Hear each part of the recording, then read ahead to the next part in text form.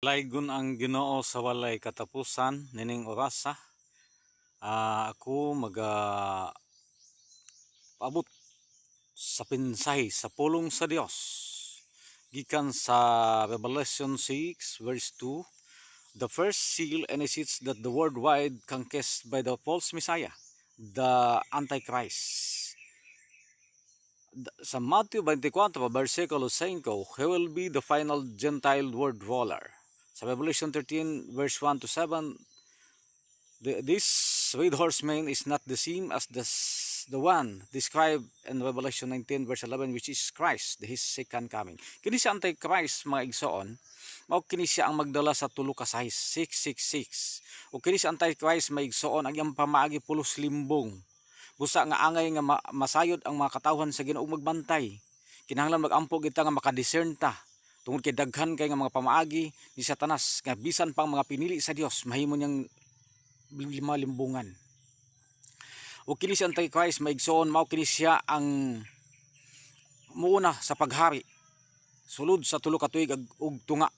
Tungod kay mao ni siya ang na prophecy ng daan sa Biblia bisan pa sa Daniel og ngani sa Revelation, tulo ka tuig ug tunga ang iyang paghari. Og mahimong usahon niya ang panggobyerno sa tibuok kalibutan. Matawag siya og usa ka global dictator. O kini si Antichrist, maigsoon, kauban niya ang false prophet.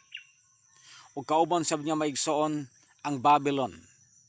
O kining makita na ito, maigsoon, nga kini siya Antichrist, maigsoon, bisan pagani ang pagpaulan sa kalayo gikan sa langit makahimo siya. Naa healing and deliverance. Walay makabuntog kaniya sa pagpakig-away tungod kay gamhanan kini siya. Busa ato makita, maigsoon, nga kini si Antichrist, maigsoon, magpasimba siya. Ug ang musimba kaniya katong mga tawo nga wala masulat ang ilang ngalan sa libro sa kinabuhi. Ug ang mga tawo, maigsoon, nga musimba kaniya, magpatatak sa markas sa mapintas nga mananap, sa ilang tuong kamot ug sa ilang agtang.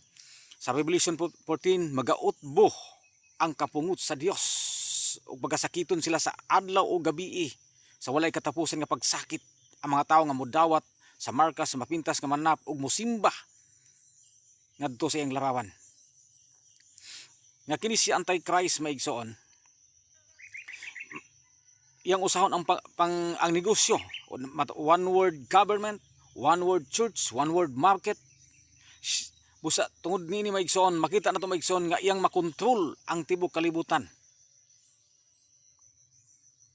Busa angay tang magbantay, angay ta nga maigsoon